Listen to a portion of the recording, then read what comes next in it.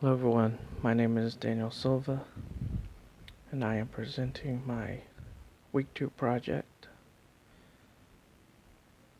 UAT Asteroids for GPE104, which has been posted on my Git repo. And there will be another YouTube video to follow. This is an old video that I have posted here currently. And I am using Unity version 2019 2.17F1. Moving to our objectives, tank controls, rotate and move forward in local space.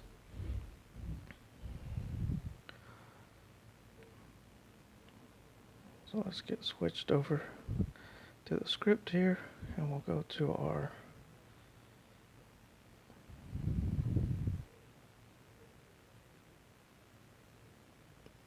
sprite mover, and you can see in the update I call a move function, and for move I set these variables.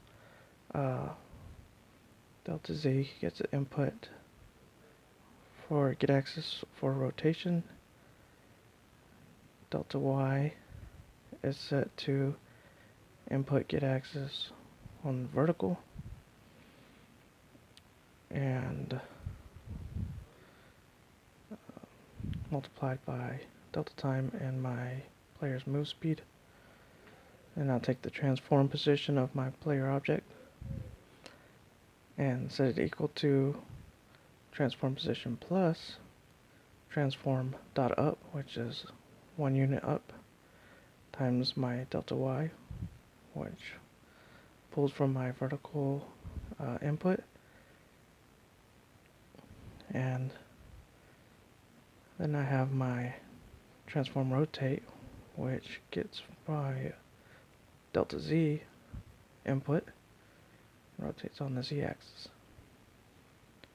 And you can see in my inputs here in the project settings, I named rotation since we're not going left and right, we're turning. So I got right and left arrows and the D and A key, as I like using WASD.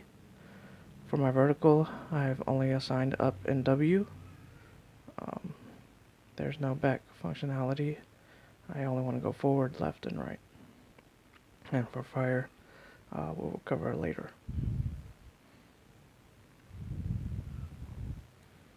And show you that my controls actually work.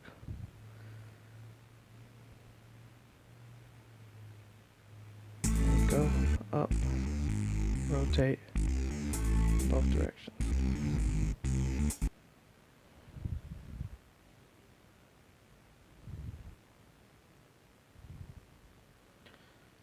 Next on the list is my game manager singleton. Back to our scripts, game manager, and here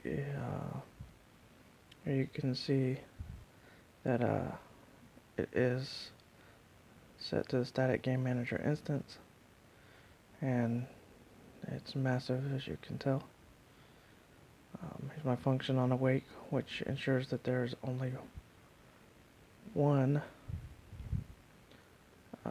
instance of the singleton, and if there's more than one, it will destroy the others. So that is my game manager, which we'll be diving into for the other objectives. Game manager controls game logic, lives, spawns, and game over. Going back to the script, you can see that I've separated all my sections with these headers. Just kind of cleans up the inspector. And so we got score values of enemies and a total score variable to hold my total score, health, damage values.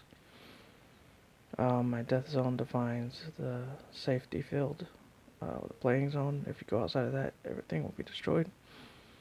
Enemy damage values, player damage, player laser damage sets the value of the laser damage. I got my player variables, my game object, player lives, my respawn timer, current player health, move speed for the player, turn speed, my death visual effects, my death sounds, the explosion duration on my player object, and the volume of my explosion. Player laser variables, my time to live, how long the laser is on the screen before it destroys itself, the speed of the laser, how often the firing period is, and the visual effects and sound effects for my laser object.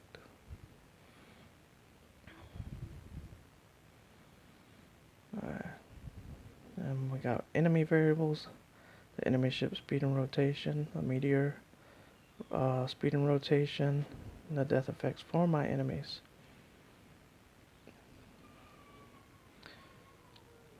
Right here we have my spawner section. This right here holds the array, which can store enemy prefabs specified by the designer. We got spawner array for enemies, array for my spawn points, max amount of enemies allowed, current enemy spawned, a respawn rate of my enemies, and a value that holds next enemy for my respawn function. And my background stuff, my scroll speed for my background, the music that's playing, and the volume of the music. So that meets all the objectives for the game manager controls. Use of on trigger enter.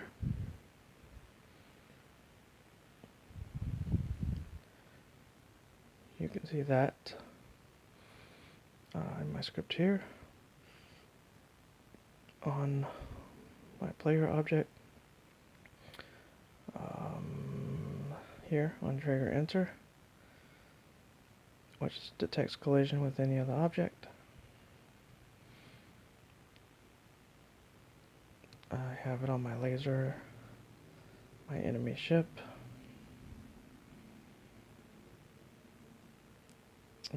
here, my enemy asteroid, and that detects collision between all the objects. Use of on trigger exit, I have it on my exit trigger script, which is a part of my safety zone or kill zone, depending on how you look at it. So this makes sure that anything that leaves the safe field will be destroyed.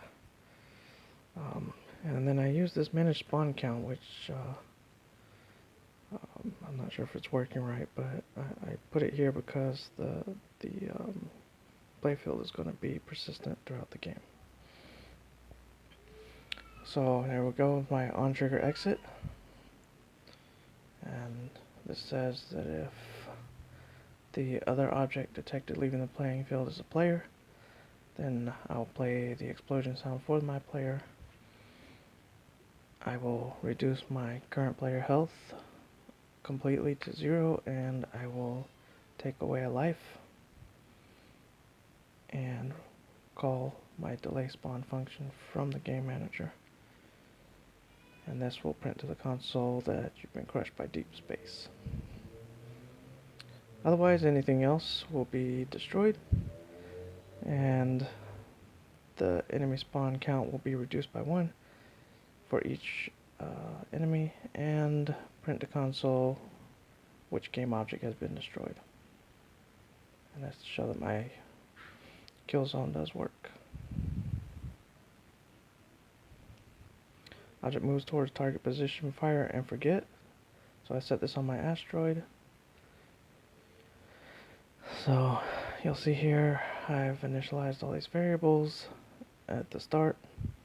I got my transform and rigid body components for my asteroid object. So if my player is um, alive, then it will call the asteroid move function at start. Otherwise, kill the asteroid. So my asteroid move function, which is called once at start, sets the move direction to the player's transform minus the asteroid's transform, and then it sets the rigid body velocity on the asteroid. And there you see I initialize the rigid body component.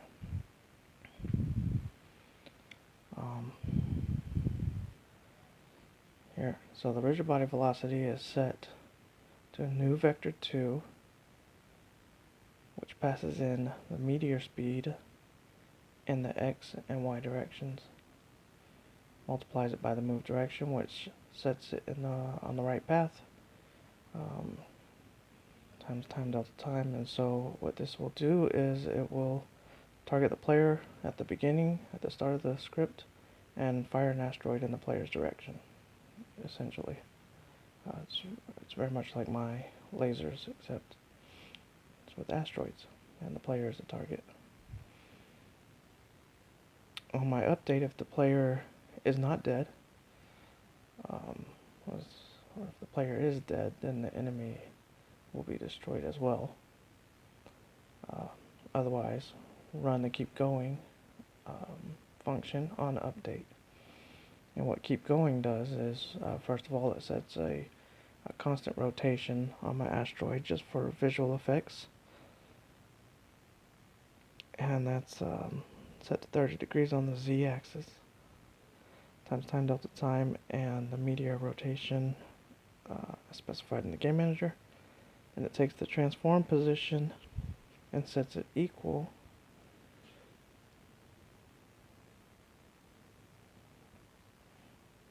to the vector 2 transform position plus the rigid body velocity times 0.5 to slow it down because it was going really fast. So essentially what this will do is it will keep moving the asteroid by adding the specified velocity each frame. And so the asteroid will keep going. Next objective, object moves towards target position or is heat seeking. Going back to my script, you'll see on my enemy ship, I've again initialized a bunch of variables at the start.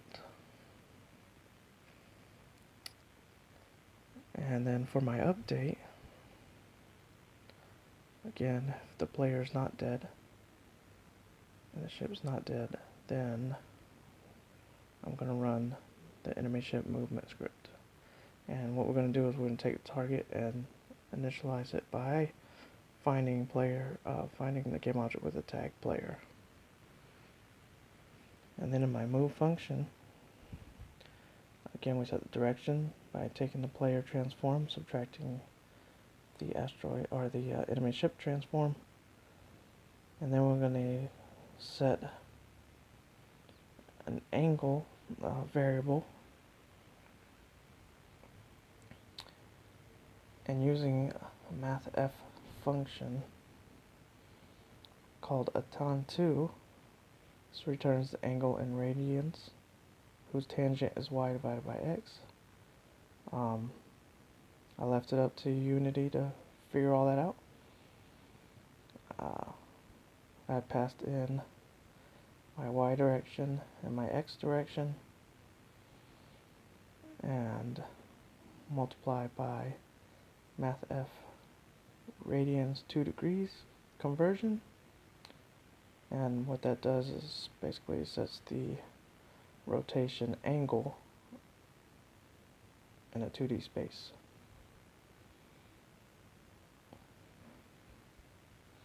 And that uses the mathf library. So here I have my rigid body rotation equal to that angle that was just discovered, minus 90 degrees, and this is based on how my sprite was initially facing. So I had to subtract 90 degrees to make it go in the right direction.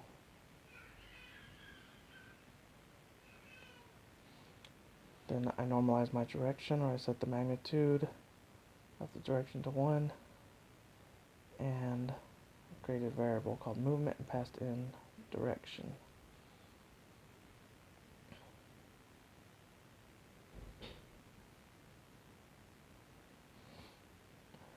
For fixed update, this is frame rate independent for physics calculations. I have a move character function passing in movement, and then my move character passing in vector 2 direction. We have rigid body component dot move position, which moves to position. Here you can see that moves rigid body to position. Vector 2 transform position.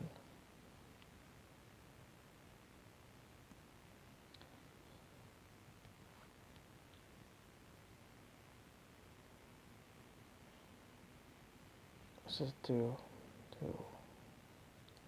initialize the transform as a vector 2. Adds the direction,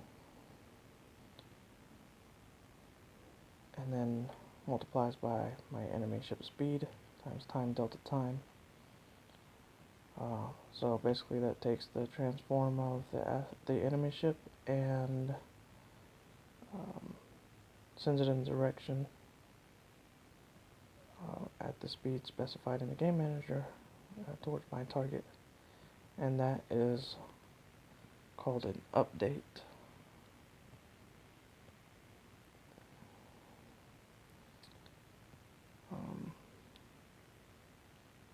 Because I want that to happen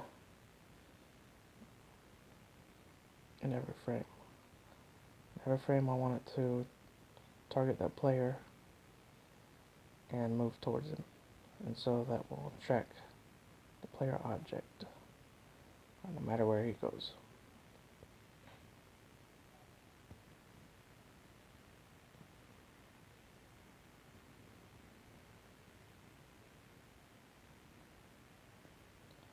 Show that in action.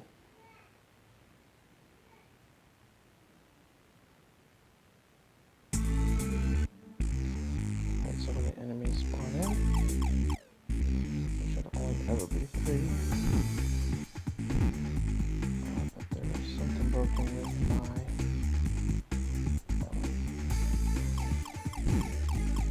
spawn counter.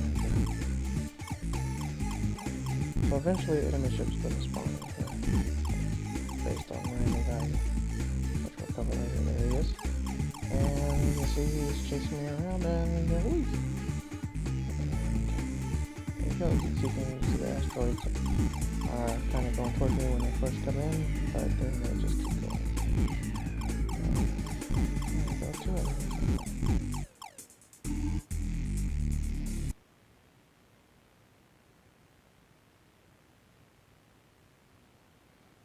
Alright, next objective.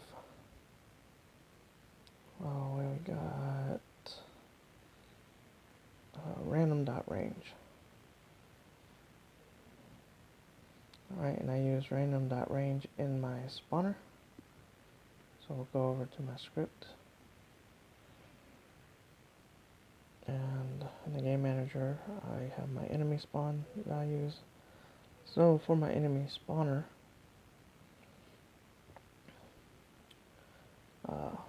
for integer I equal to 0, I less than enemies dot length of the length of my enemies array, iterate through the enemies. So the next enemy value I set equal to enemies array random dot range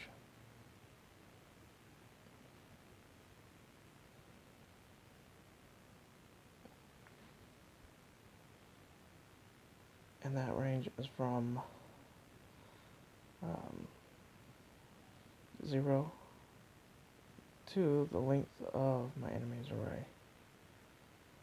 So this will iterate through whatever length my enemy's array is based on what's passed in by the designer, and I'll show you that. My inspector, go down here to my spawner, and there's my enemy. You can define how big that is, and you can set whatever prefabs you want for the enemy spawns.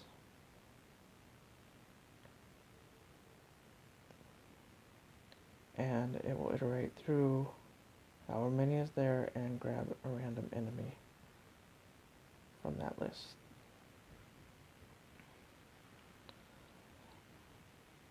Also, in a similar manner, I did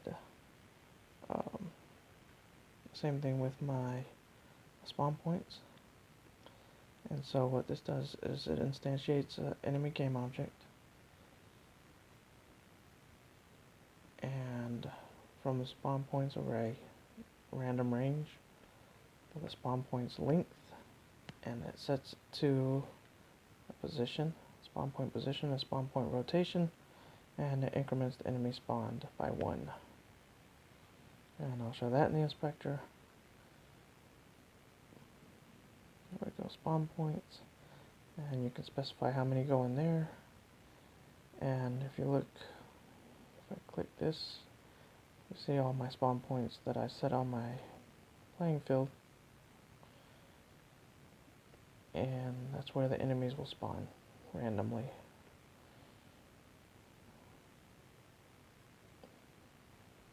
I like using icons so I can see where everything's at. And here you see my spawn points 1 to 12, and you can keep adding however many you want to add, and then you just change the value in the game manager. And again, it will iterate through those spawn points and choose a random spawn point to drop a random enemy.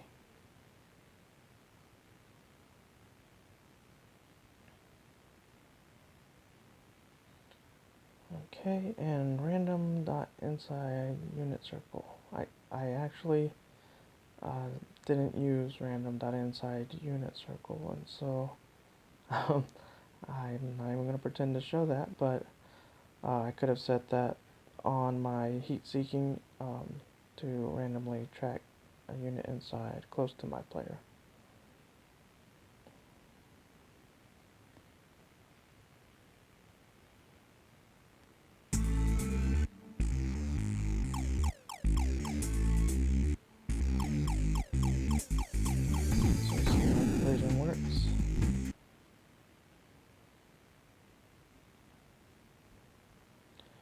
Destroy after delay or lifespan that was put on my lasers.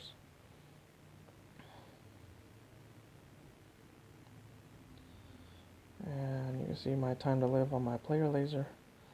Let's set that to 0.5. And now when I fire my laser, you'll see it fizzle out before it leaves the scene. And you see it's just kind of disappearing in nothingness. And again, put that back up to 2 so you can see that I'm not, that it's just not designed that way. And now the lasers are going all the way off the screen.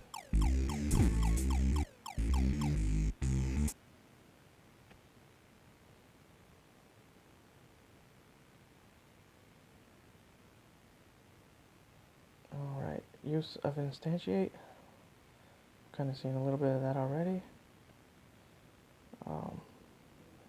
Again, right here with instantiating the enemy game objects at random spawn points.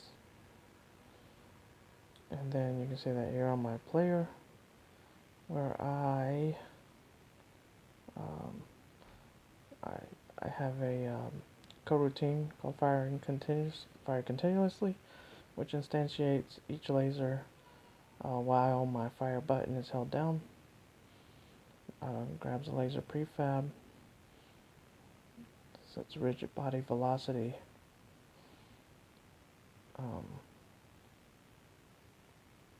Yield return. New wait for seconds. My delay on my firing and laser sound.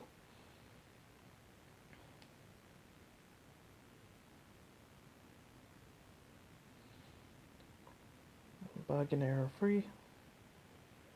Here we can take a look at the console as I'm playing through a little bit. You'll see my console logs to specify when objects are destroyed or leave the scene. He's been destroyed. And he's tracking towards me, no errors.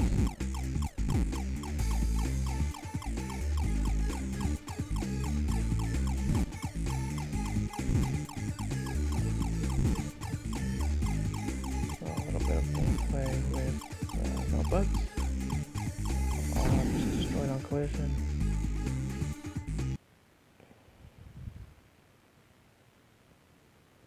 And comments are no longer in progress.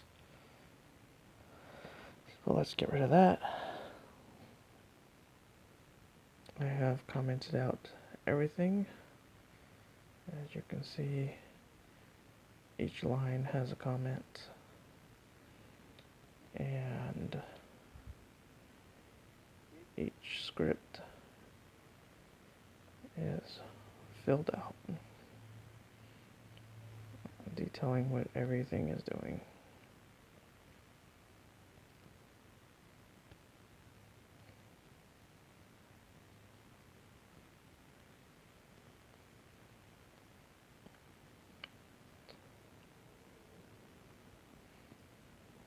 And for our project organization, you can see here, main camera, manager, background playfield, my starship, recycled my background elements, got my spawn points as you've seen earlier.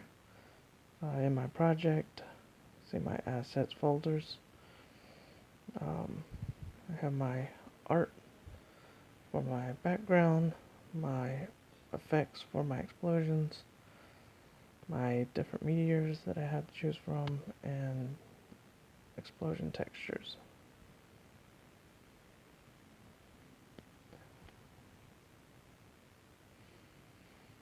For my background music, I got my prefabs for my background, my meteors, my laser, my spawn points, enemy and player ships. My main scene, my scripts with my game manager, my sound effects, original sprites, and visual effects for explosions.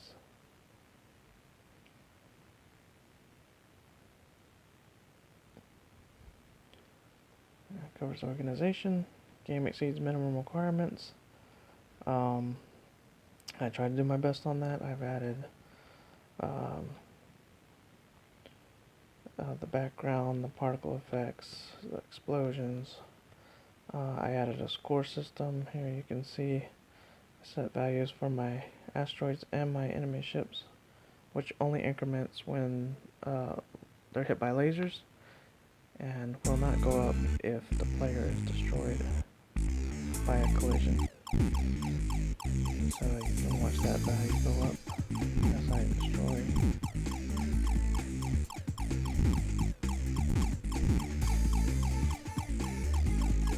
the enemy objects.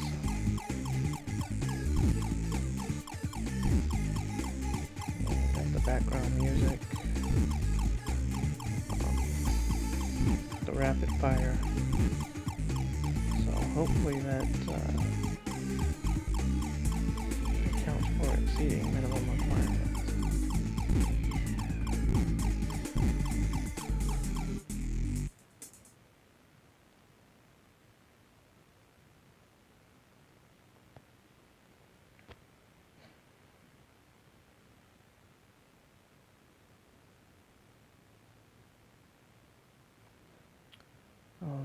Let's see, we can go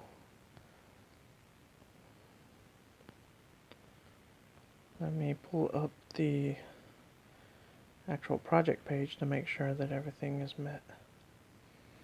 Here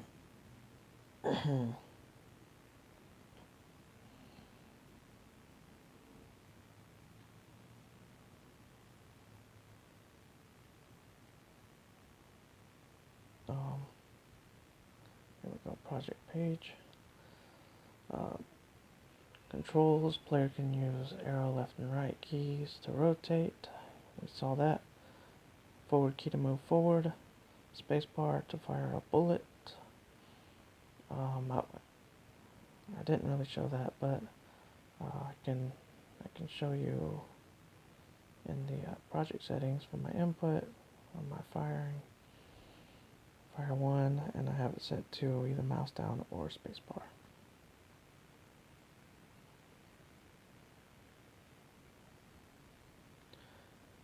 Player starts center, you saw that. Asteroids spawn random points and move, not heat seeking. Random chance for ship to appear. Enemy ship, you saw that. No more than 3 asteroids exist.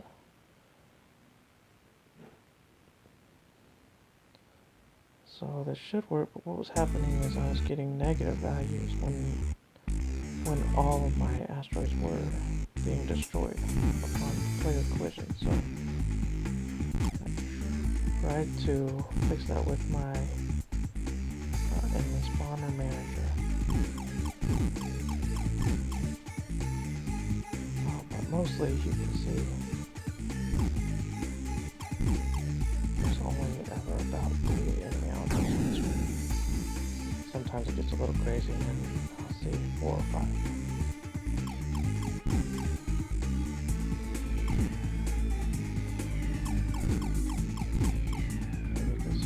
Max enemies on the right, and my enemy spawn counter.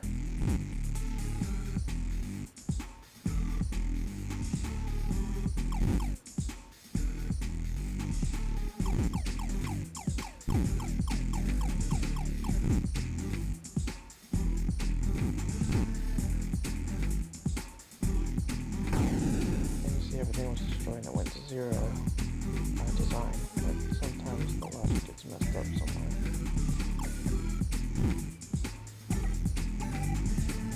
I don't know what just happened there.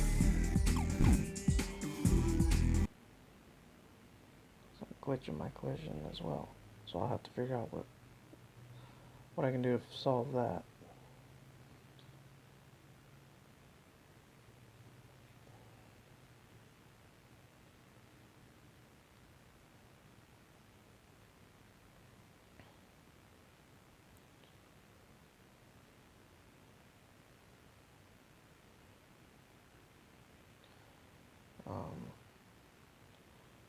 So here you can see my managed spawn count. If the enemy spawned is less than or equal to 0, then it's supposed to set the enemy spawned back to 0. And what I was getting was a bunch of negative values, and then it was less than 0, and so I would get a bunch of enemies spawning way more than 3 until that number got back up to 3. So I wrote this to try to fix it, but there's still some bugginess there. It's not the perfect fix, and I'll have to figure out a different method for tracking the enemies on the playfield. Let's see, we got no more than 3 enemies. Let's see, if a bullet collides with an enemy, that ship is destroyed. If an enemy ship collides with the player, player's destroyed, and all enemies are destroyed, and the player loses a life. See my player life counter right there. Collision with the bullet, collision with the player, everything's destroyed, the life count goes down.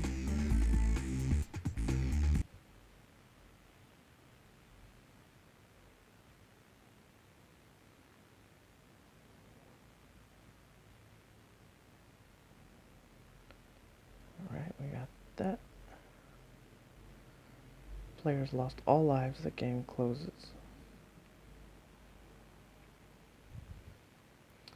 The player dies if they go out of bounds. Enemies are destroyed if they go out of bounds. Bullets are destroyed after designer number of seconds.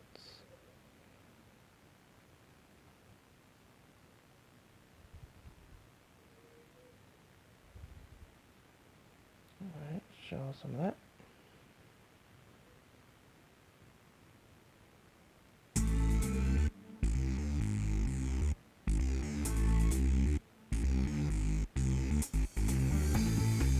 All objects destroyed when they collide with the player. Scene kind of starts over.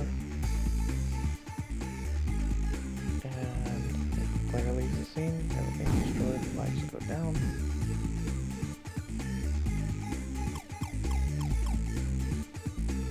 And all lives lost. Here on my console you can see quit application. So the application will quit gracefully after all the lives are gone.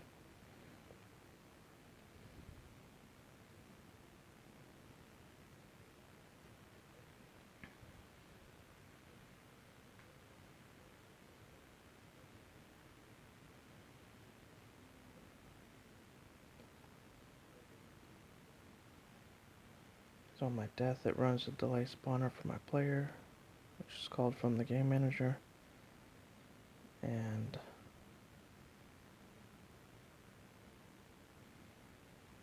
what that does is invokes the if the player still has lives, it invokes the respawn. Otherwise, it sets the player to inactive and runs quit game.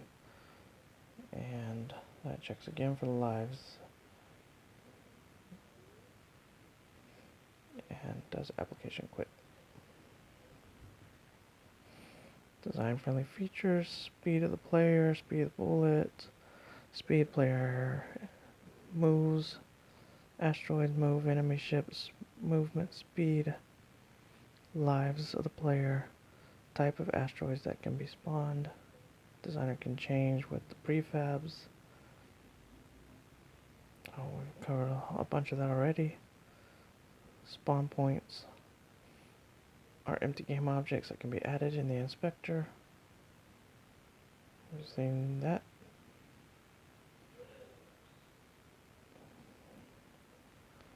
So just to show you that everything has been met in my inspector, look at all my values: time to live, speeds, projectile firing speed. I'll bring that down, and then I'll have more of a rapid fire.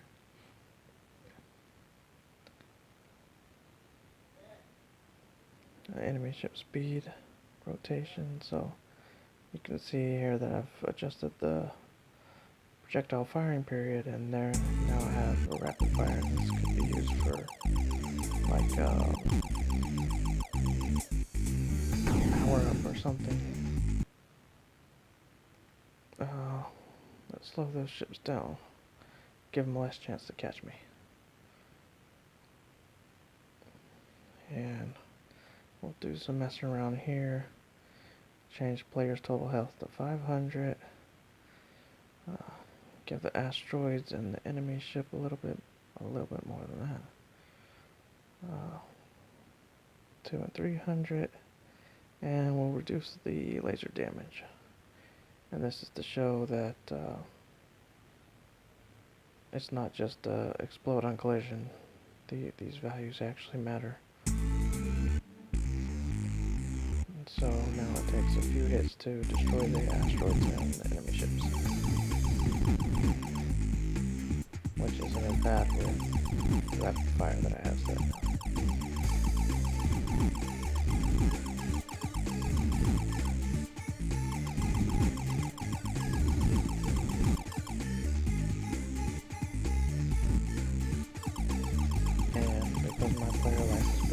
I'm not just going to blow up when I run into something.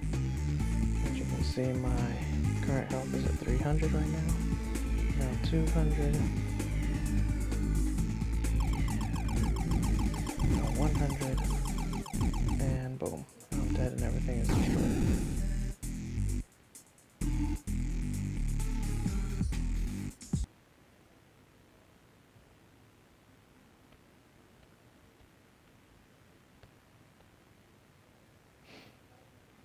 So I think that pretty much meets all the designer friendly features.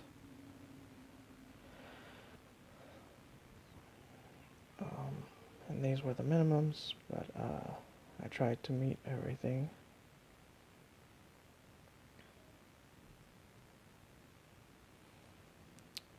If we look over here in my asset store, these are the assets that I've obtained, all free. Asset store is your friend. We got dynamic space background again from Denvi Studio. Right here. That's for my background material. 8-bit retro rampage. Free edition from Guy Gawcroft. Some of my sound effects. A laser construction kit by Bub Producer. Some other laser and explosion sounds. Unity particle pack by Unity Technologies for my explosion visual effects. Right here. And complete music collection, plastic sound design for my background music, and that track that I'm playing is called Underwater. And they are up right here. And then for extra features, background scroller and things, again, I took this Udemy course called the Complete C# Unity Developer 2D. Learn to code making games by Ben Tristram and Rick Davidson. So they brought a bunch of valuable things like the particle effects and instantiating explosions at enemy locations. And that's my Project 2 UAT Asteroids. Thank you.